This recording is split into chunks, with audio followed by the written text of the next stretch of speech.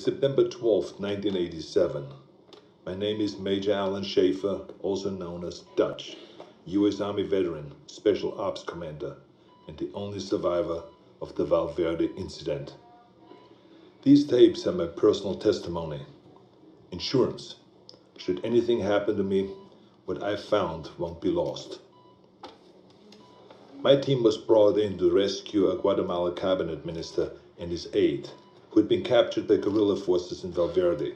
We located the downed helicopter, and the skinned bodies of those aboard hung in nearby trees, seemingly at the hands of guerrilla fighters.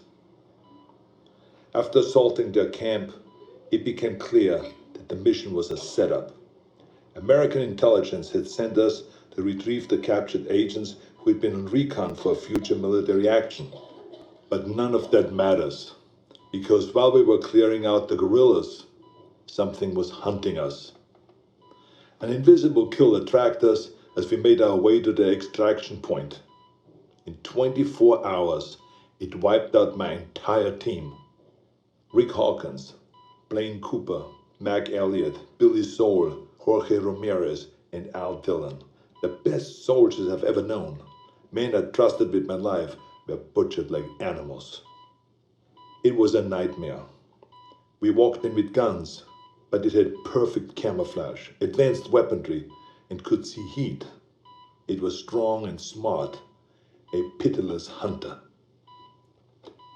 I waited, I watched, and when I understood it, when I saw how it hunted, I killed it. As it lay dying, in a final fuck you, it activated an explosive device. I barely escaped that blast. My radiation sickness and the crater of the explosion are the only evidence it ever was here. I've given my official statement to Agent Peter Keyes of the OWLF, but it's become clear I needed to investigate Valverde myself. Keyes was thorough, but he asked all the wrong questions. I mean, we have proof of alien life, but that life sees us as game. It's an alien whose first contact with humanity was to hunt us for sport. All Keyes cared about was the technology lost in the explosion. He can see the jungle for the trees. I see the threat. He sees the opportunity. Spies are all the same. I mean, we aren't people to them. We are assets. How many soldiers will he feed to those monsters just for a chance to steal from them or to learn from them? The government can't be trusted. So I will have to do this on my own. I'm cutting my treatment short and going off the grid. I will make my way back to South America to Valverde. I was told that there were stories about demons who make trophies of man. I'd like to hear those stories.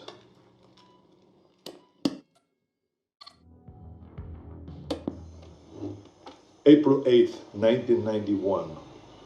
I'm not dead yet. I'll admit, I regret not curing my radiation sickness before I left. It made leaving the country difficult. I cashed in a few favors, took one too many off-the-book flights in rusted-out buckets, but I made it back to Valverde.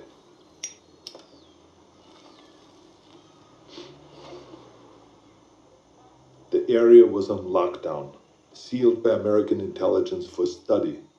The complex centered on a crater from the alien self-destruction. I found the scientists slumming in a local bar. A few drinks, a couple of threads later, he was ready to talk. It wasn't much, barely anything I didn't already know. The blast emitted a form of radiation they'd never seen before. Some believed it was extraterrestrial, some didn't.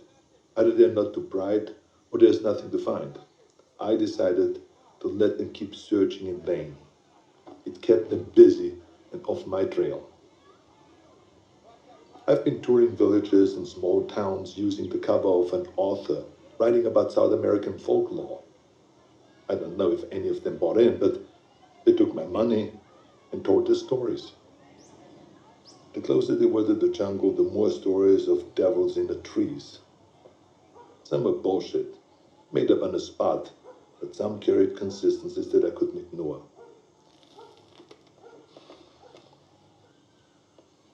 Whatever it was, the demons who make trophies of man, the devil of the trees, or the skull taker, the stories always began on the hottest summer that they could remember. In the summer of 1987, Valverde nearly broke its all-time high in temperatures. They love the heat. It must remind them of home. Everything else confirmed the truth of the stories. Proud warriors skinned and hanged, skulls and spines ripped from their bodies. Maybe it was obvious from the beginning, but it wasn't until I heard the stories that I truly accepted the purpose of these mutilations. I mean, they're taking trophies. They travel impassable distances to hunt us, skin us, and mount us over some alien fireplace on another world. It would be disgusting if it weren't so familiar. Where do I go now? It's been on my mind all year. The takeaway from all this intel is that they've been doing this for decades, centuries maybe. They're coming back, and I need to be there when they do.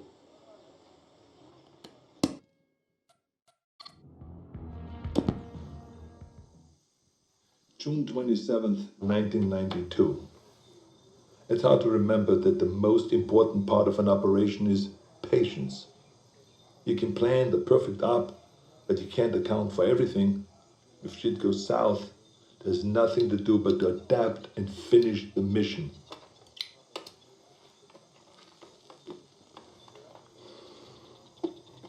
Sometimes you just get lucky. I was in the dock, 10 clicks downriver from the Valverde border, figuring out my next move. I was ready to pack it in. I thought that I learned everything that I could, that there was nothing left for me to find. The OWLF had abandoned the detonation site a year ago, and I thought that they already shipped back to America. That's when I saw Agent Peter Keyes tie his skiff to the dock. I haven't seen Keyes since I gave my official statement to him. It was impossible, but there he was, with 3 of his buddies. All agents. The clean, tidy outfits give them away all the time. They don't want to get down in the dirt, you see. That's what they pay soldiers to do. Keyes walked up, looked right at me, and shook my hand. With the radiation sickness, I've lost a lot of weight, so I thought that he maybe would not recognize me, but then he greeted me like we were old pals. Keyes is a good spy, saying nothing, implying everything. We spent the next few hours trading war stories at the bar. If you had heard us, you would never have suspected that we were trading intel on an alien manhunter. His cover was that they have been looking for a serial killer, a sadist who has been operating in the area for years, hunting people like animals and then skinning them alive. Keyes wanted to talk about the monster, so it all came out in the cover story. In many ways, they were just a few steps behind, surveying villages for information, locating witnesses. He did confirm one thing that Arnie considered. He told me how the killer chose his victims. They were always armed. A rifle, a pistol, a knife in a boot. He wasn't taking kids or random villages. He wanted a challenge. Whatever it was a hunter. And it killed for sport. I wish they were here for a military action, recon for an invasion. But the truth was so much worse. We are prey, animals, fit only to be hunted. Keyes and his buddies paid the tab and mine, but before he left, he winked at me and he said, "Stay out of the jungle. That's where he gets you." I tracked Keyes and his team for weeks, but they didn't learn anything new. Maybe they knew that I was there, maybe they didn't, I don't know. I've risked enough for now. I think it's time to disappear. Keep my ear to the ground. Be patient.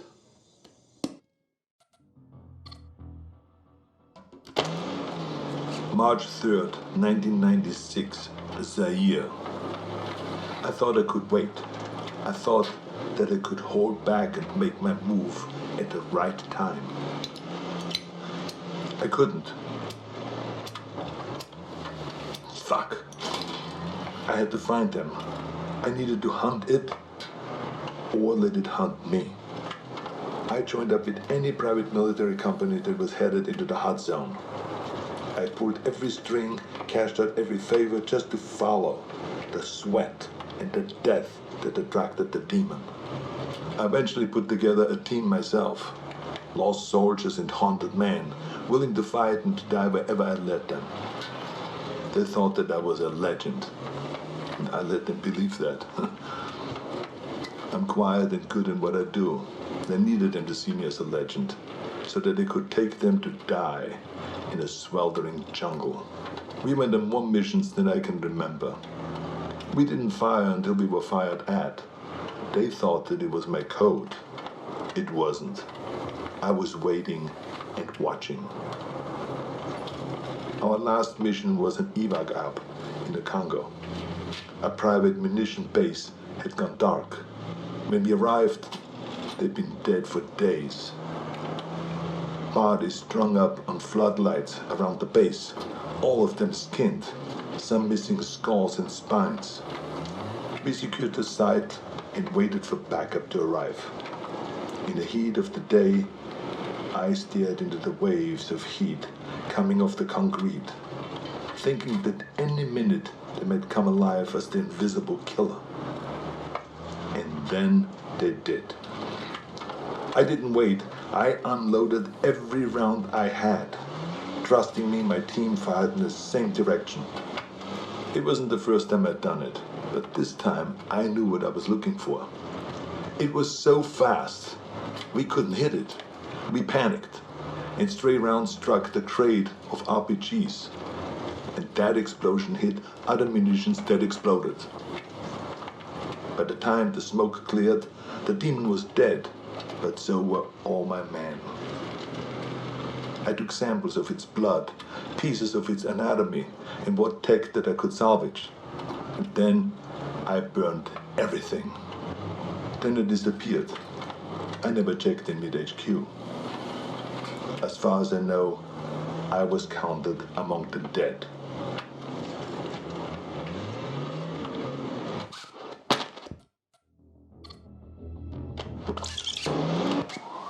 October 12, 1997, Los Angeles. I needed to come back to the States.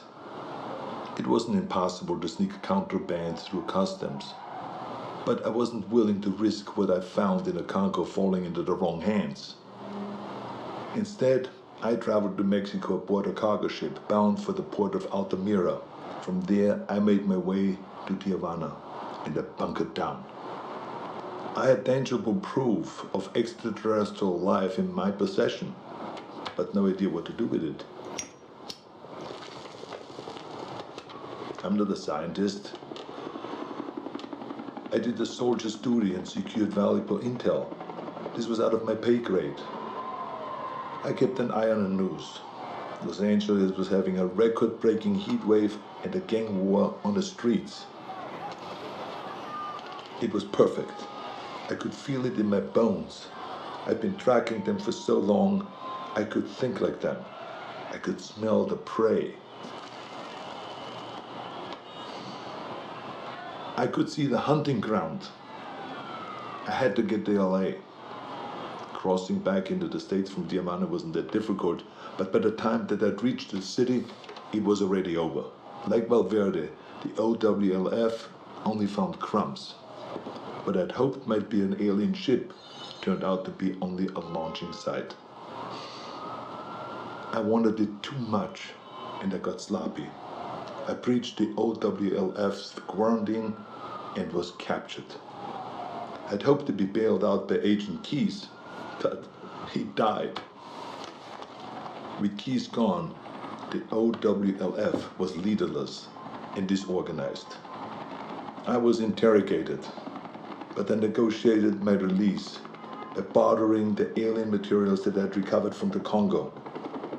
During the negotiations, it was clear how little they knew. They needed someone who understood the threat, so I offered to work with the OWLF as a consulting advisor. They had the funding, the technology that I needed to continue my hunt. I wouldn't work for them, but I would work with them. There will be a weapon that I can use to hunt down these predators as they move to fresh ground. It's only a matter of time until they see us as a real threat. When the prey can fight back, it's no longer a hunt. It is war.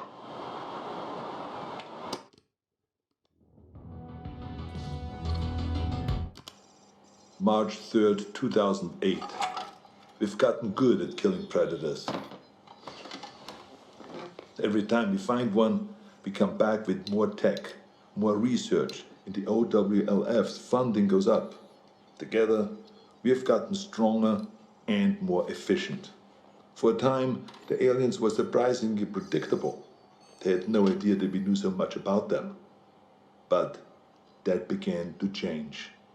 They sent better hunters every time. They're beginning to see us as a threat.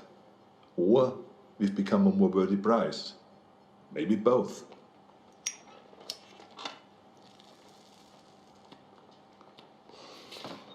We know this because our last encounter was special.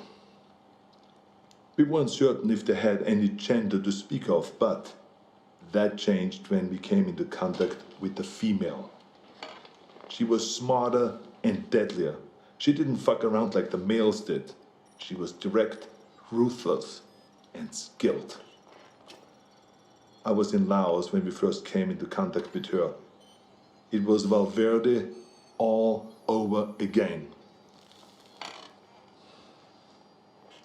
Her ambush wiped out my entire team. Only this time, she got me. In a small village, I lost track of her, just long enough for her to pin me with a razor net. Pinned against the wall, razors cutting into my face. I've been fighting for so long, I was ready to die. I should be dead. Instead of making the kill, she cloaked and vanished into the jungle. The net relaxed and I escaped with my life and a scar to remember her by. She spared me, only me, like she knew who I was. I returned to the exfil, my first failed mission in a long time. Are we going about this wrong? I mean, we've learned so much, but in doing so, have we made ourselves a bigger target? I can't stop thinking about something Napoleon said. You must not fight too often with one enemy, or you will teach them all your art of war. I started this believing that we were learning how to hunt them, or maybe she let me live to just be hunted another day. We were teaching them how to hunt us.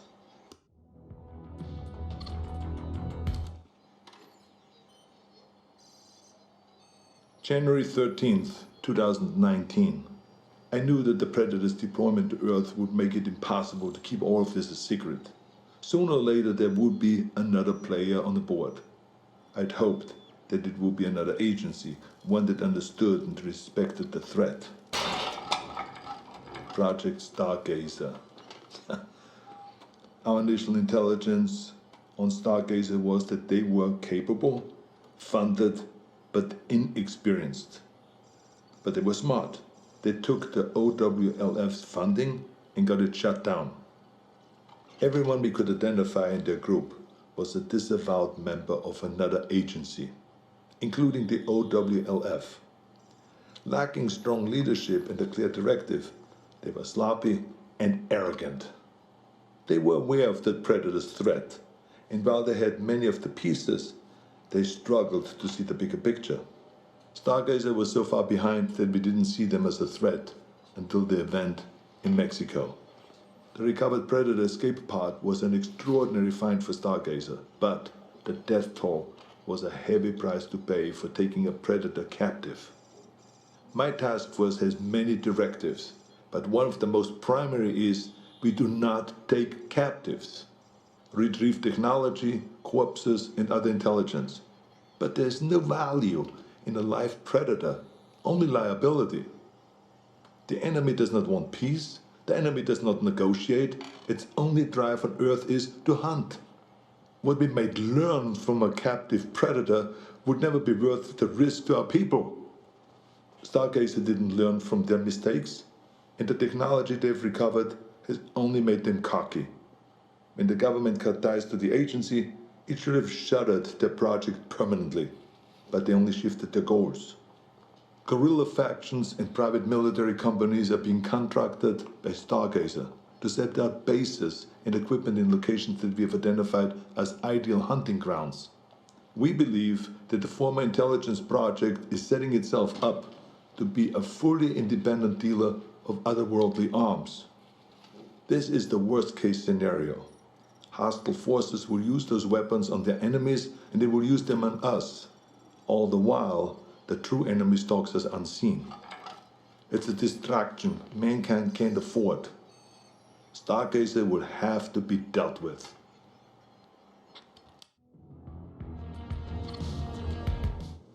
"2025. It's hard to believe that I'm still here recording this. I probably shouldn't be smoking in a med bay, but fuck it, it's my birthday, for Christ's sakes.